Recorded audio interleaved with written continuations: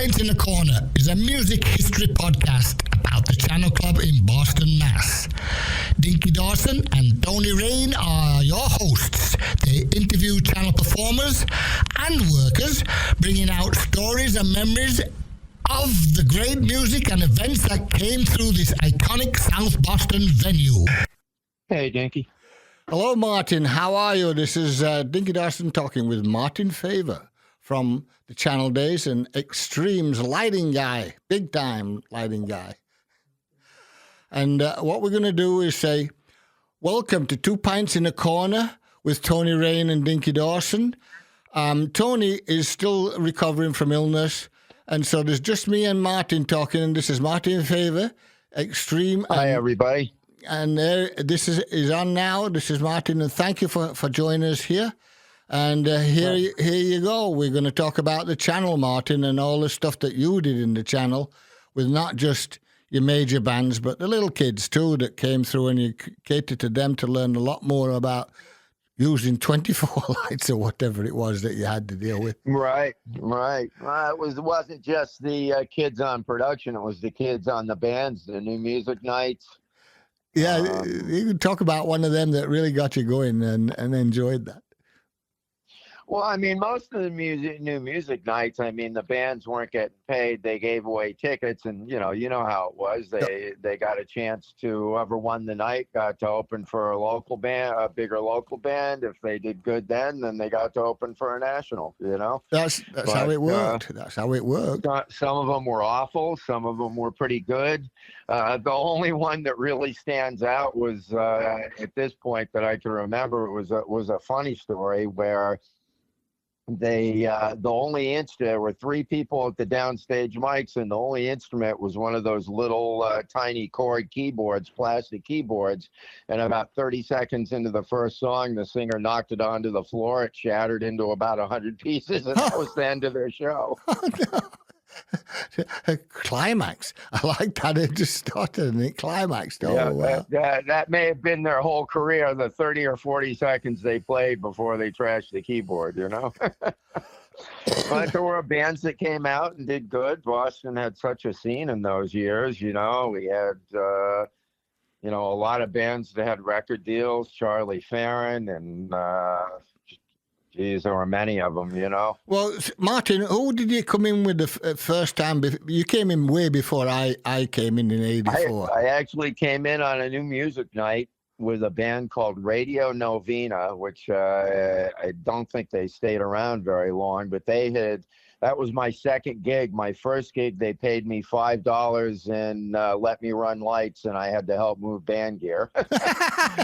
The second gig was at the Channel, and I went in and got a chance. You know, the first one was I think it was at Mavericks, was a little tiny club, and there was only a couple of lights. But then I got to go into the Channel, and that was my first chance, you know, to really run a light show. And after that, you actually... we wanted you to come in because there was David in there, David Burnett. David Byrne, yeah. And doing it. And I'd worked with him in Jay Giles and stuff. And David... Right, he would go off with Jay Giles, and we needed somebody at the club to fill in. So that was you. He and I traded off. And that's where you started learning a lot more, because you could be creative with these new music bands and the other bands that came in that you lit. Right. Many of the bands didn't have a lighting guy, many of the touring acts, and the ones that did, you know, I remember things like Simple Minds brought in an extra 120 lights they put, and, you know, it was just humongous for that room. And but there were, I especially liked the reggae shows, as you know, Jimmy Cliff and the Wailers. Yeah, you loved them. You lit them real well, that lot. Right. And then, of course, there was the most crowded the Channel ever was when Sly and Robbie played. Yeah. And, you know, the legal capacity was 1,500, and they'd very often shove 2,000 or 25 in there. And there was probably 3,000 people inside that night, another 1,000 in the parking lot that couldn't get in. That was quite a night. That was a night. And that was the first time they ever came through with Sly and Robbie that night. That night. Right, but I mean, we had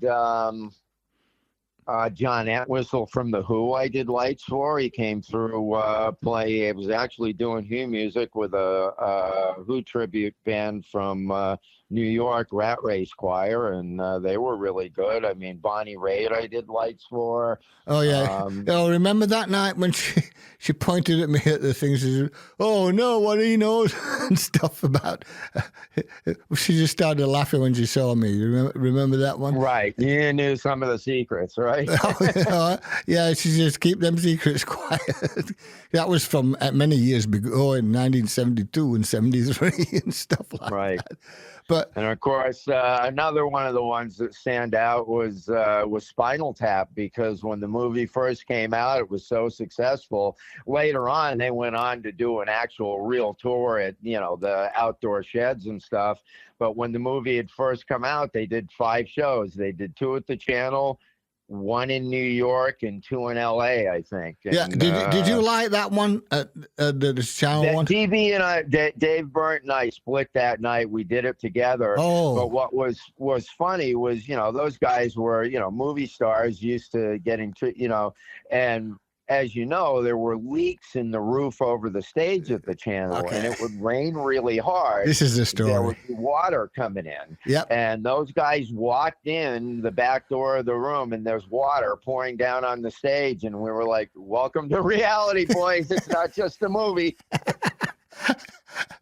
I heard that they were very upset about that water. They were, but we calmed them down, and they ended up staying. They almost turned around and walked out, but we calmed them down and got the stage right off, and it was quite an A. It was a fun night. But that's the thing. It was a fun night. I mean, many nights. I mean, we had everybody who toured, mid-level touring. Everybody, they would go to New York, then they come to Boston. Boston, yeah. So many big bands toured through there. Hard rock bands, metal bands, the reggae tours, the pop tours. We were a little less on pop than some of the other venues, but because you only got so many lights, you only got a nice little board. DB did his best with the board. You did your best with the board backwards.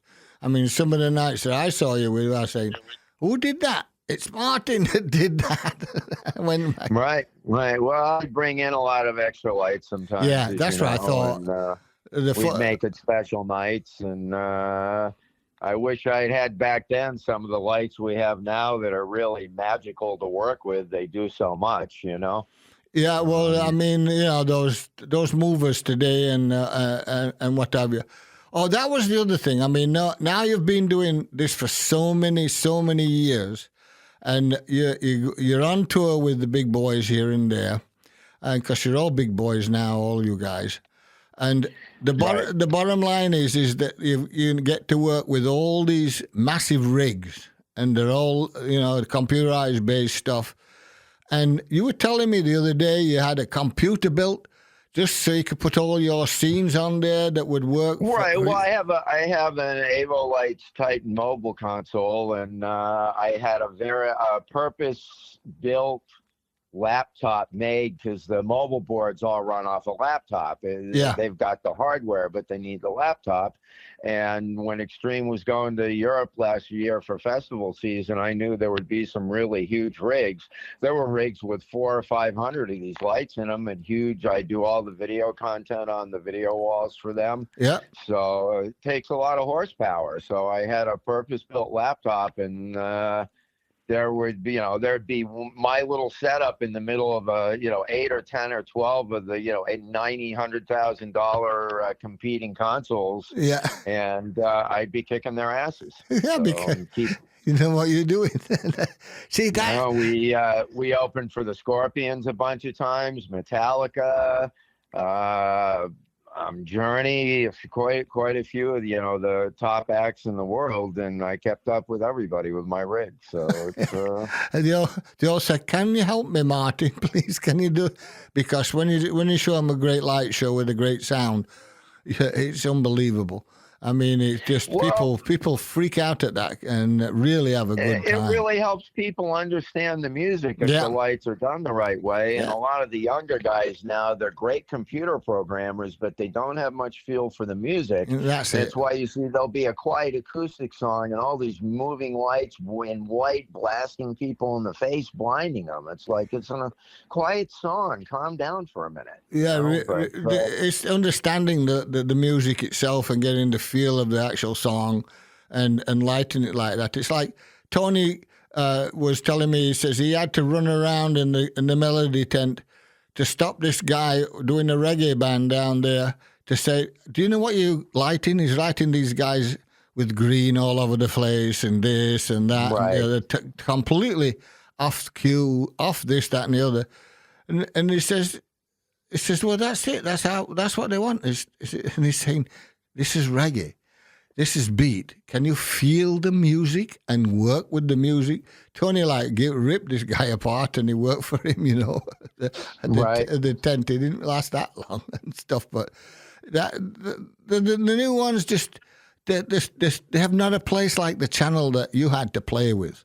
You had the channel to play with. Nobody has that music scene that was in Boston. I mean, there was the channel, there was Bun Ratties, there was the Metro, Spit, there was Jack's, there was this one, there was that one. There was, 20, 30 clubs in town at any given time. All 20 or 30 big cover clubs that had the local bands, the original bands on the weekend. All the colleges where before the drinking age went up, they'd say, here's 20 grand and 30 kegs and go have a promotion. And you'd have great sound and great lights, and there was quite, there was 4,000 or 5,000 bands in Boston at any given time. The whole Berkeley scene. It was a great scene, and especially when you had a lot of the clubs were closing at around midnight to 1 o'clock, and we were open till at least 2, sometimes later. And and the bands that you went on all night, and then all of a sudden it's midnight, and the big bands go on. Right. And because the headliner wouldn't go on till 11 or 12 back in those days. And that's the thing. And we could go till that time at 2 o'clock in the morning and whatever, because the license was to that. And I tell you, as old as I am now at 66, I'm happy to do an 8 o'clock show and be done at 9 or 9:30. You've become old age like me. I'm sorry, but I'm with those kinds of shows too. But no, I mean, I'm still out there doing it, touring the world. I've been to probably coming up on 70 countries now. And, I work with Extreme. I work with Rad. I work with Slaughter. I work with a large Journey tribute called Voyage. And I've done this year also a couple shows with Todd Rundgren. I did Lights for Accept. I've been, the human ping pong ball all over the map. But it's very satisfying, because when we started out, there wasn't, these kind of magical lighting fixtures. No. And, you dreamed you start out in small clubs and work your way up, and you're dreaming about playing in front of tens of thousands of people with hundreds of lights. And then, here I am 40 years later, and I'm doing just that. I'm touring the world.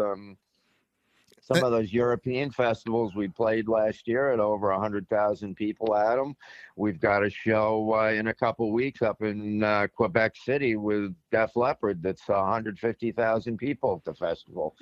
It's literally living out my dreams. It's been incredible to have these experiences. I went the opposite way. I did all that earlier in the 70s, right, in the 60s and 70s. And then I retired in the 80s and let everybody go in the club, basically. You ran the club and production. Well, the thing about it is that things were changing, as you talked about all these different genres of music, and all the metal stuff that you got into. You lit it up way better than most because it was not overdone, it wasn't underdone, it was creative, and creative along the way, and to use like I said, in the channel days, to use the amount of lights and then add a few here and there, like underneath the drum riser, the 4 or whatever you used to put under there and flash them up, just to make effects. But today you put one of them things under there with the movers and you've got all kinds of stuff you can do with that. Right. Right. And, No, of course. Really, it is almost magical what they can do, especially some of the newer stuff from the last couple of years.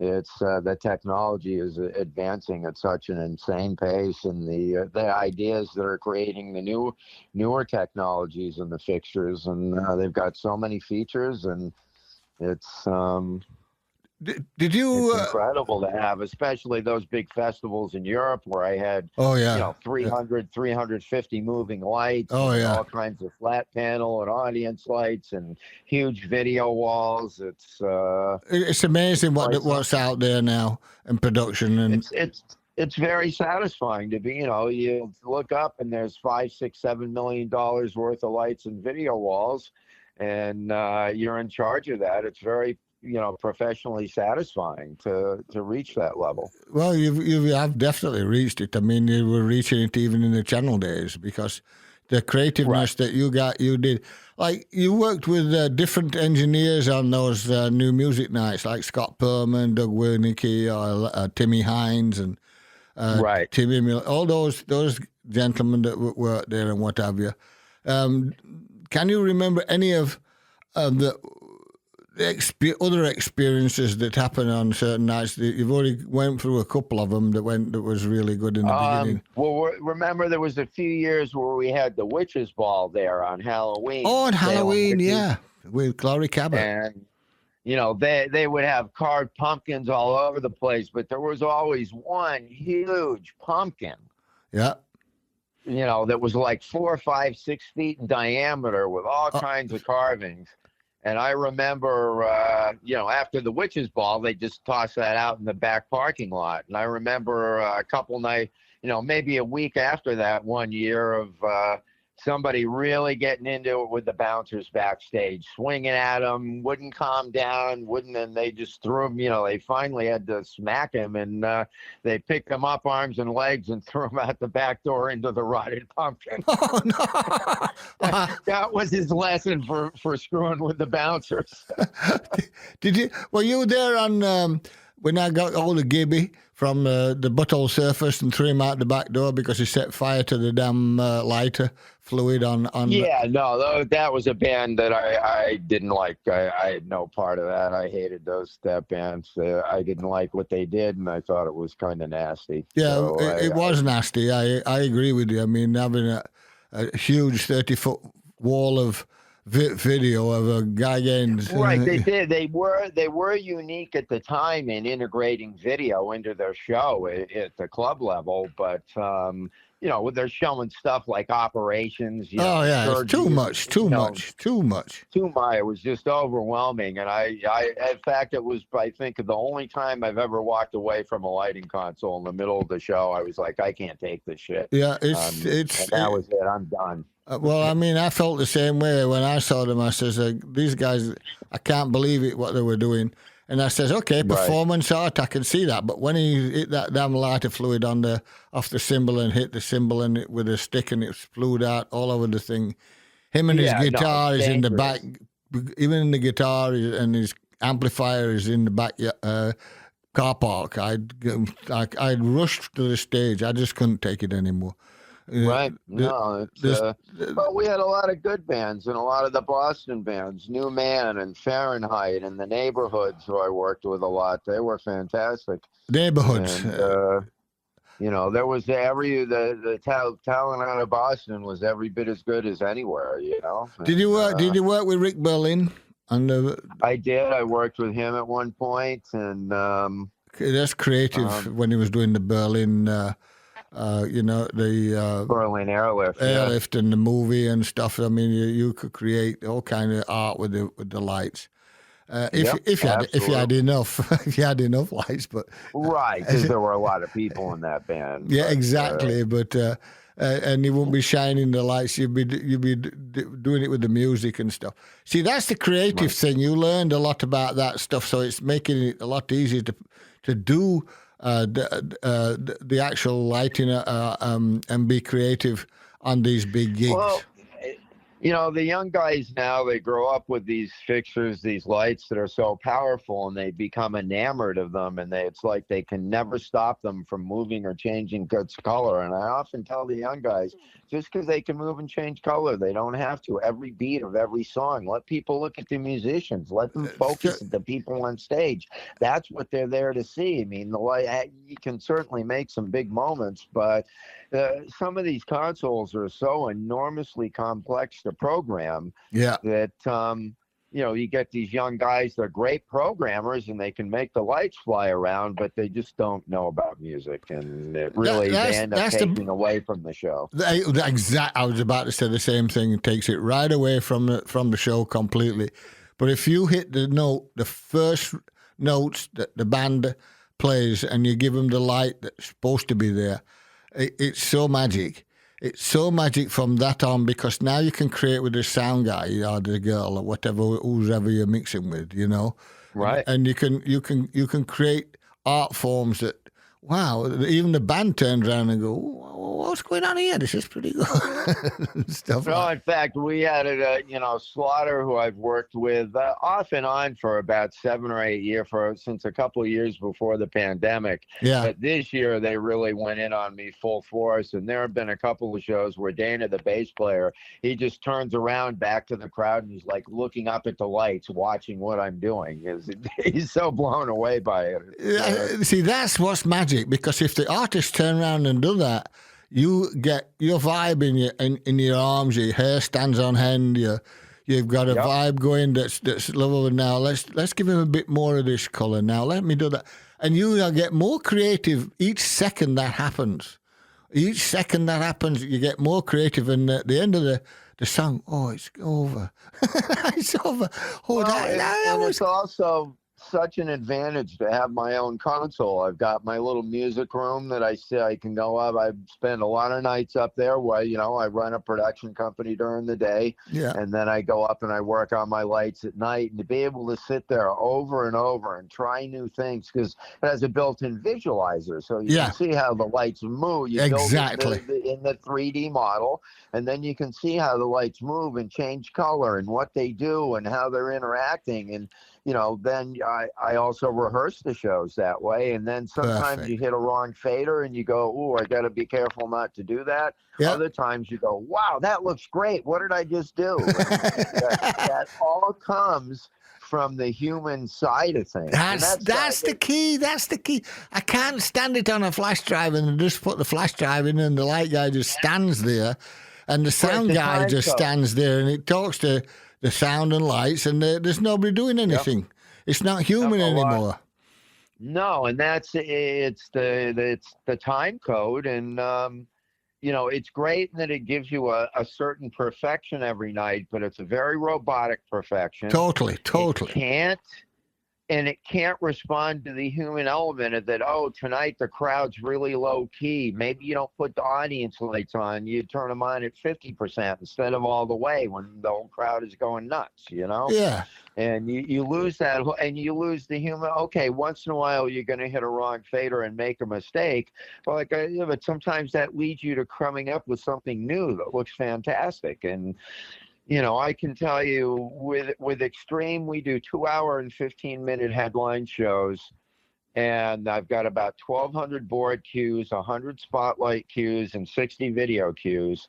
And my best nights, I've made no mistakes. And on a typical night, I make 3, 4, 5, 6 little tiny mistakes. Nobody but me would notice. Yeah. And it's every bit as good as time code, but it keeps the human element as part of the show. That's what you need, especially with the music that you're going with. Right. Because like Nuno, our guitar player, he's one of the greatest, recognized as one of the true greats in the world, but he's very sensitive to being blinded by the front lighting. Yeah. And it's I can see him grimace in a certain way, and I know that, the spotlight, dim down the spotlight or dim down the front lights. I can see where he's looking, and I just know to do that. And if you're on time code, the artist is screwed. They're just stuck with whatever's bothering them the whole show.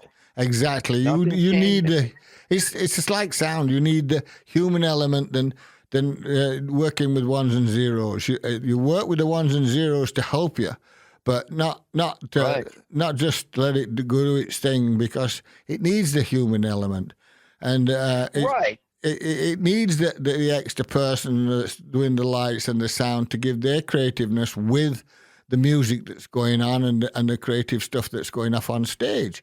But I get Right. so And frustrated when when you they work see that.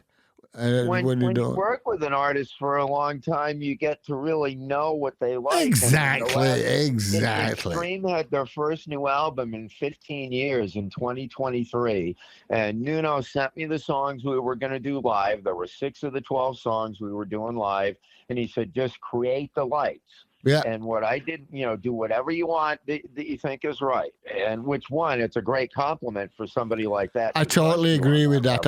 I totally agree. But he respects you. He respects you, what you've done and what you're doing. And every night he understands. And you just brought it up about the white light in there. I ain't got the white light anymore because Martin got it. Right. Our shared vision is such that I didn't realize at the same time he was personally creating all the video content for those new songs. And then we get to the first show where we have a video wall, and everything, it was like we telepathically developed both sides of that. We both knew what the other was thinking, what colors they would use, and it just all meshed together perfectly right from the start. And it's that kind of relationship, that's a human relationship. And see, that's it. That's what I love, is I've always have done. And that's why I give everybody the chance that was creative in the channel to come into work on the sound level. We tried different, as you had different people come in. I still work with a lot of those guys. Paul Hager I work with. Yeah. John Shipp, who did Aerosmith for many years. And, Paul Hager, he does Miley Cyrus and Avril Lavigne. Yeah. He does, Devo. He does a lot of big touring. And there's some people who are still around from that Boston scene are all some of the top people in the world. Yeah, Scott Pullman's doing well. Timmy Miller. Timmy Miller's out now with. I'm just trying to think. He had NSYNC and he had Tiffany. Right. Well, he did the New Kids first. He did New Kids. Then he had NSYNC, and then he's out with. I'm trying to think of his daughter. Will Smith. That's it. Right. And he's doing all the live stuff with him, doing production and trying to keep it happening and stuff. But when he was doing the other people, he was working in major studios in California. The one owned by Skywater Ranch there, Skywater. Not the ranch, but. I'm still trying to think of his name. There's so many of them. There were so many of them back in the day. There's still, a lot of the musicians now, they have their own studios with Pro Tools, and they pass the files back and forth, and and that's the issue today. But Skywalker Ranch, when they did. He had that big console that he was learning, and he went in there and learned it, and it sounded great, and everybody was happy because he'd put his love into that. And that's the whole key to it, is you got to put your love into the whole thing, and that's why you've got love coming back from the artists saying, "Come on, let's do this wall, let's do this. We know what we want together. You got the whole creativeness. I'm going to play my guitar and have a good old time." And do my thing, and you do your thing, and we combine it all together, and everybody else will do their own thing, and we'll have a great show. And that's the thing.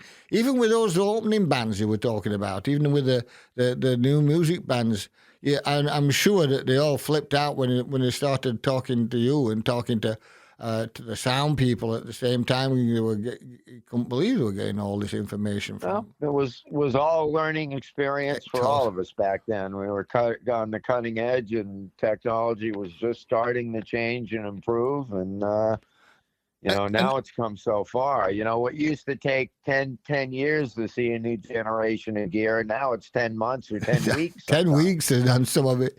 No, I'm with this because since the digital change, it's so easy to change all the modules and do things and make the routing this way and that way. All these engineers like, whoa, that's got to go this way and this way.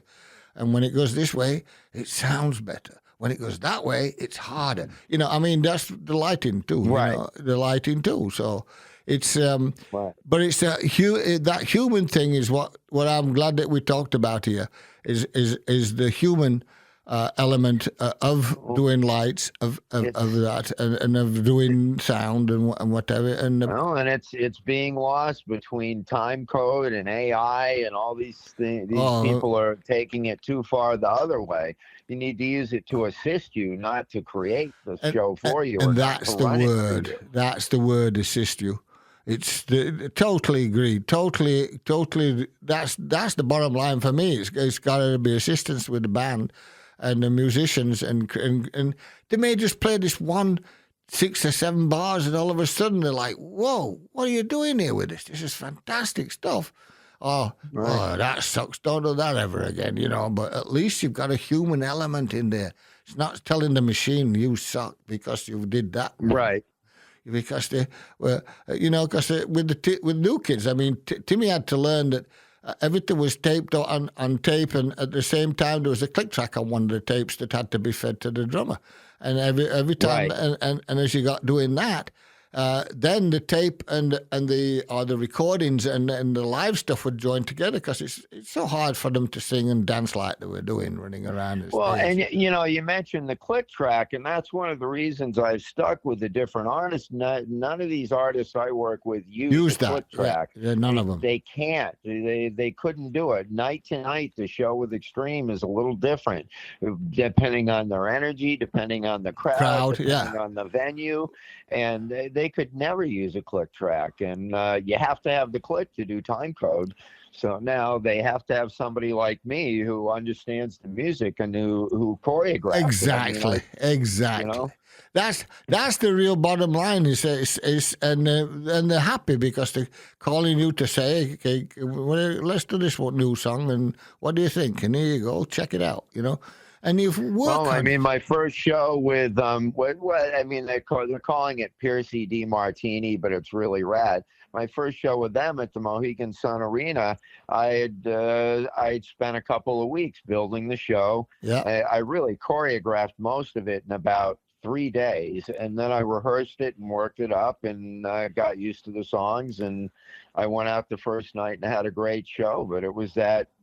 The understanding of the music, the human element. Exactly. Sit in my music room, and I go work in my music room. My wife knows I'm there. She knows I'm not out drinking, getting into trouble, or raising hell, and it's good for the home life, and it's good for me. Well, those days you did that earlier because you could do that whole thing. But when you get a bit older, you say, well, I wanted to be more creative and have a bit more of this going on, a bit more of that. Well, I ain't got time to go out and get trashed these days, so why do that? Right.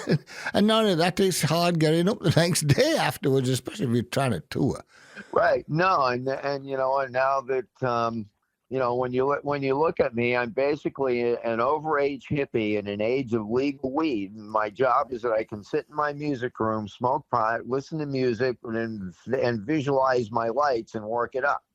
No, I'm with you. Can I join you? I mean, the bottom line is that's where it's at. Because once you get the creative juices in you and you let your spirit go to these things, then you got it all set. And then once you've got it all set, to the first time you do it with the band and everything, they're going to turn around and go, oh, my God. And it's very rare to say that was bad.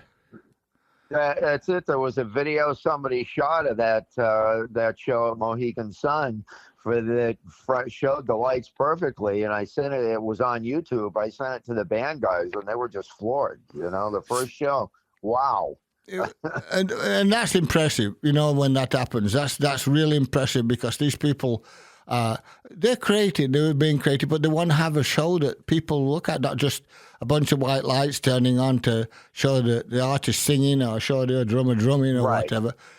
But the creativeness, the painting, the colors that go along with the music, the drone, the feel of it coming back, and the feel of it going forward, and the feel of everything. And it also, if you do it right, it projects them out over the crowd. They're larger than life. They seem huge to the crowd. Exactly. Look, I did Ambrosia, and we were opening for Boston on a day, and I'm doing the sound and stuff, and Tom Schultz knows me because I'd worked with him doing it in the first shows that he ever did. And he's saying, he comes running back, he comes to the board and he says, "You going to do a sound check?" I says, "I'm not going to use your stuff, Tom. I don't want to touch your equipment. I don't want to touch your stuff. Here, I just want these 24 channels here of this board, and I'll be happy." And we had no sound check. They refused to give us one, this, that, and the other. So we're opening. Right. We're opening up. So this is in Cincinnati, I think, is in the arena. And they built the stage and everything and whatever. And there's, it's jam-packed. So I said to the boys, I says, "Okay, you're going to have to do Life Beyond L.A. At some point. So, Joe, just hit them bass pedals and I'm going to shake the whole building." "Well, Tom going to get mad?" "I don't care. I'm not messing with his gear. I'm not messing with anything. I'm just mixing sound." And, well, they let it go. They let the damn thing go. Boo, the whole... Life Beyond LA just shook the building. The audience is going nuts. Well, they broke into How Much I Feel, which is number one at that time, more than anything with Boston at that time. And the damn people pushed the stage, they're pushing the stage. They were all climbing up to the stage. There was no real barriers and whatever. And the stage is going back a bit and this, that, and the other. And our guys are having a great old time. They came right off, straight off. Tom Schultz comes running out to the board. "What are you doing? You're doing the sound, you're doing the encores, you're doing this, that, and the other." I says, "The band's gone, Tom. Get back and get on there. My guys had got the damn stuff off the stage before they could even turn around. The audience was yelling, 'Ambrosia, Ambrosia, Ambrosia.' We got in the van and everything and put all the stuff away before Boston even went on. That was the thing, and we've done that kind of stuff a couple of times with Little River Band. They did it with us too, that kind of stuff, where they were more popular when you're opening with a dual headliner, and I did a lot of that in the 70s with Mahavishnu Orchestra and people like that, and and I've other people like the Section playing opening or. Chick Corea or somebody, so you got really classy, act, no messing. You didn't have to create a thing. It's funny you mentioned Chick Corea. He played at the channel too. We had jazz sometimes. We had everything, Oh, well, that was the scene. That the channel itself was a scene that there was such. I mean, you could have metal on a Sunday afternoon with the kids, and then you'd turn over at night and have reggae. You'd do that kind of stuff, and sometimes they'd have a show in the afternoon, a punk show or whatever, and then at night it would be stompers or something. There was 7 nights a week.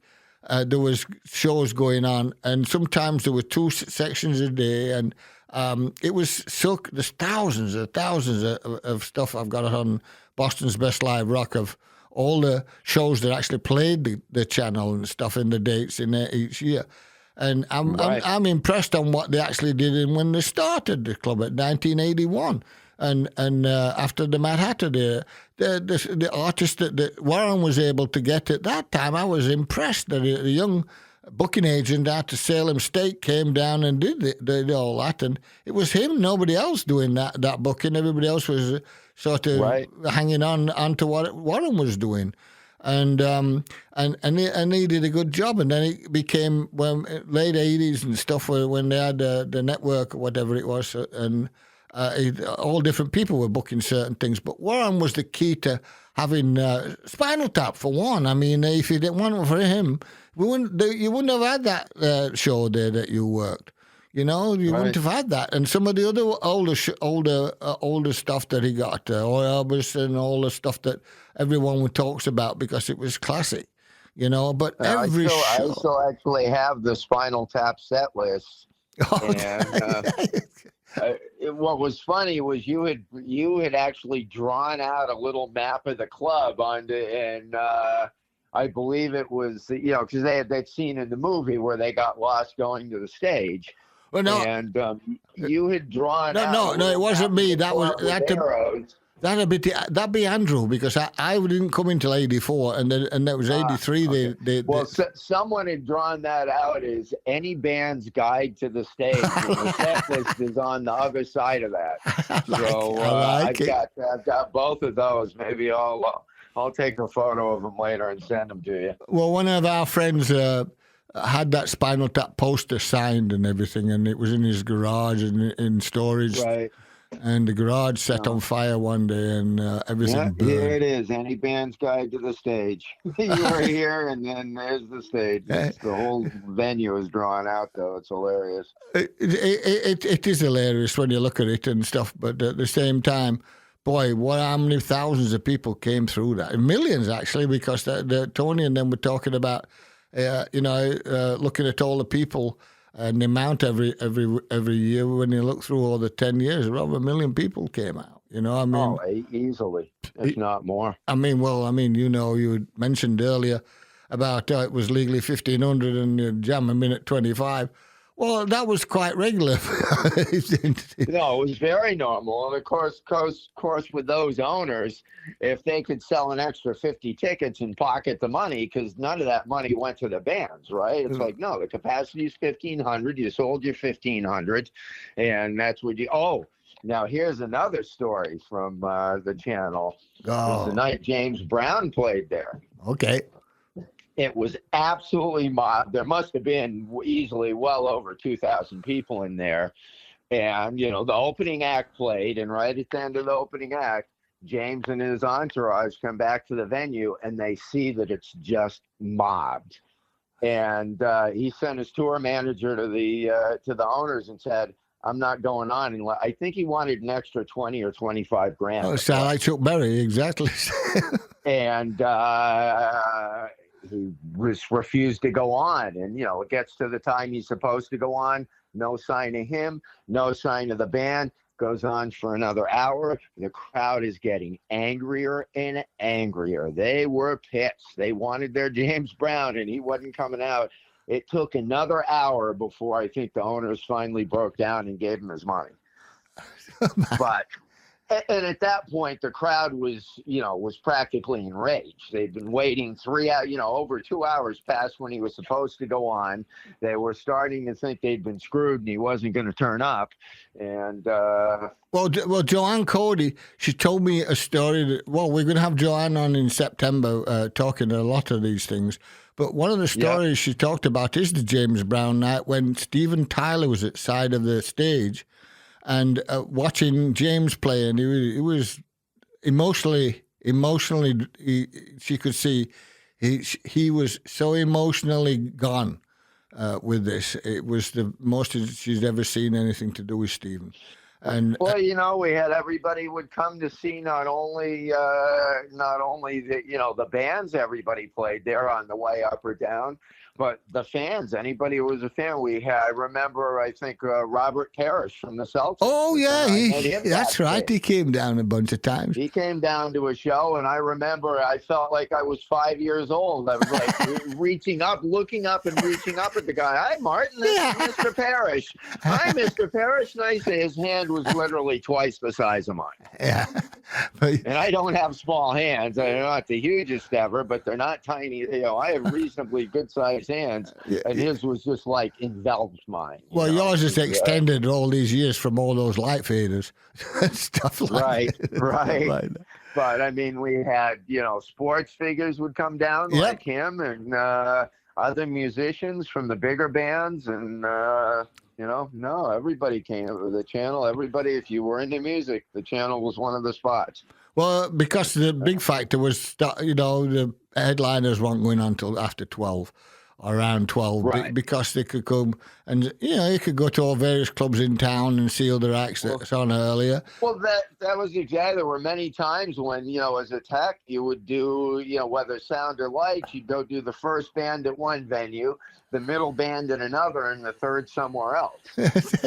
See, now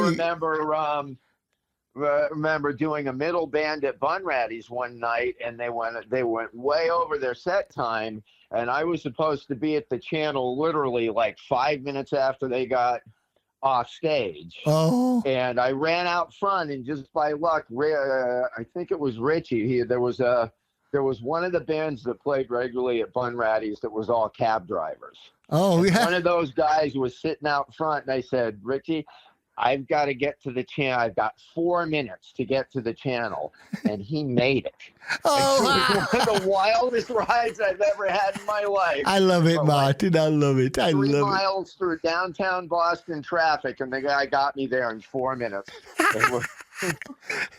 But And I made my show. I ran through the front door waving my channel pass. I'm here, and went right to the board as the band was going on stage. I made it. I like that story, Martin. That's a good one.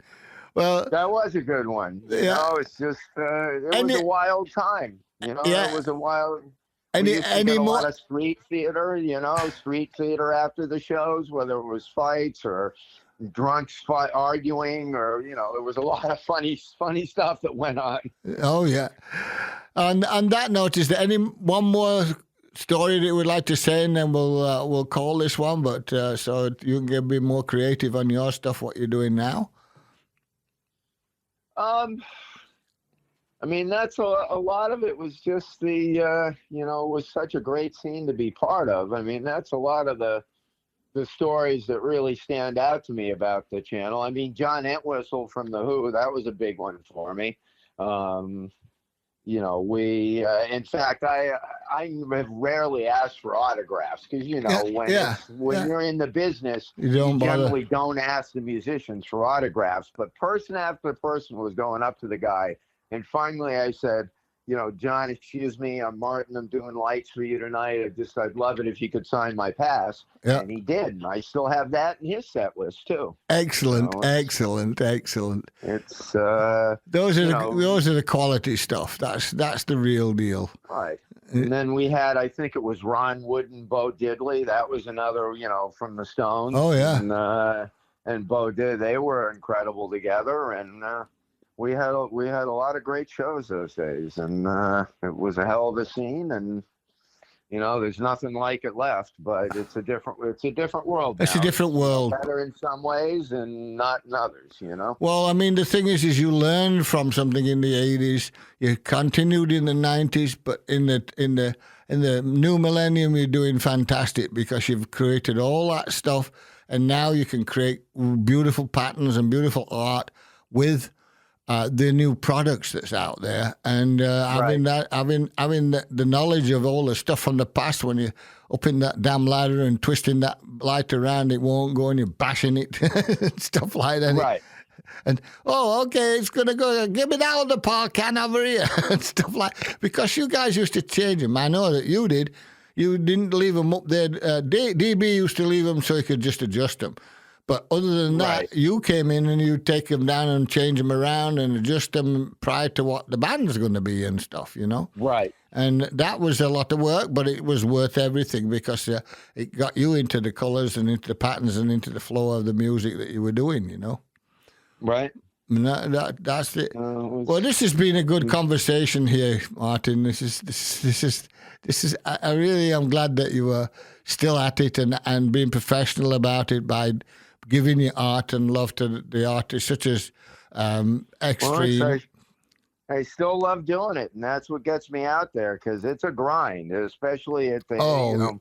Said I'm 66 now, coming up on 67. It's a grind, and it's not easy, but I love it, and there's nothing else that gives me the same kind of feeling. Well, that's the thing. I did the same until digital came on with sound. I said, "Suck this, I'm out of here," and stuff.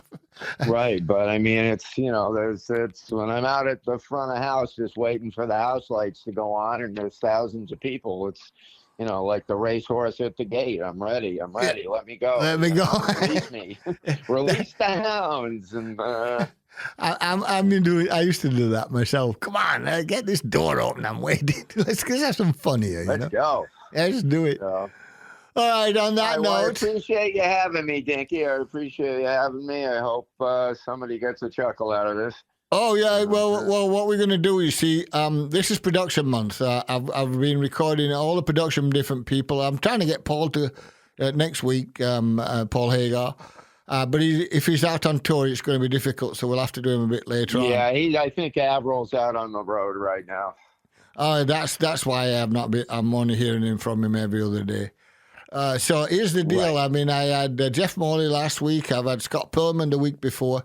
Got Doug Winnicky next week, and probably Paul, and the two of them. And then we called it on that. Mario Caputo is working in a job somewhere, and he's like, "Oh, I think I might. I'm not really into interviews. I'm not into this." I says, "Oh, whatever it is, not to worry, because we have the best lighting guy that's still around, and that's called Martin Faber." Thank you, Dinky. Thank you for your kind words. It's true. Well, it's true. I mean, you and DB were the two that just blew me away every time, and sometimes that I saw the stuff with you.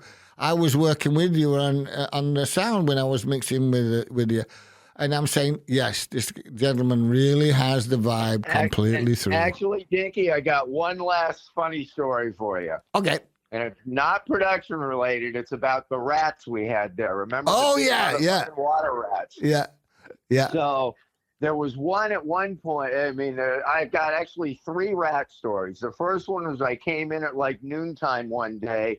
My eyes were still adjusting from the sunlight to the dark in the club, and I kicked something. I thought it was a small freaking dog, and then I realized it was a rat.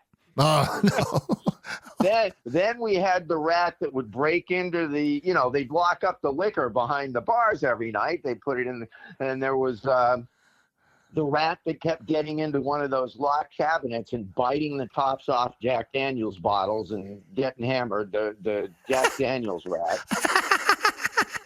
And then the last one, since we were all like aware of the rats that were in the place from now and, time and again, There was a Halloween where I got into the club before you did, and I brought a large rubber rat and I put it under the cover to your console.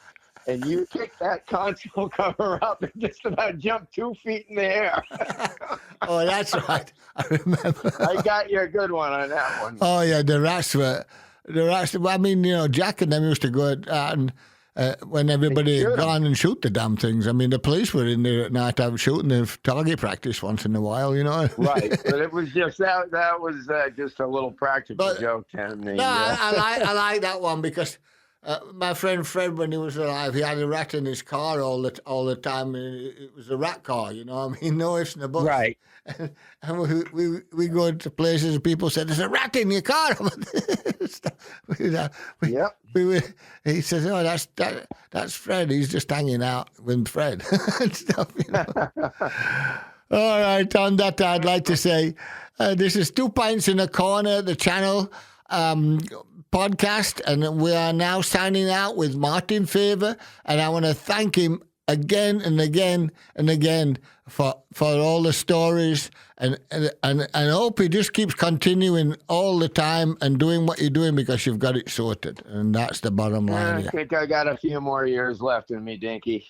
Cross my fingers, knock on my forehead. My health's holding up for now. We'll see if it keeps it, but it. You got it. You got it. You be creative all the time, and it'll win every time. Yeah. That's really the bottom line. You're putting lots of love into this, into your family, into what's going on there, and the people around you, and everything else that you're doing with life, and that's the key to the game. The love that's coming in, they get it back tenfold. That's the thing. Yep. That's the thing. Appreciate your kind words, Dinky, and I'm glad to be part of this. And stay in touch. This is good. I will stay in touch, and you too. And you have a good one. And this is 2 Pints in the Corner signing out. Goodbye. Bye, Tom. Bye. Thank you, Martin. Bye-bye. You're welcome, Dinky. Bye. Bye-bye.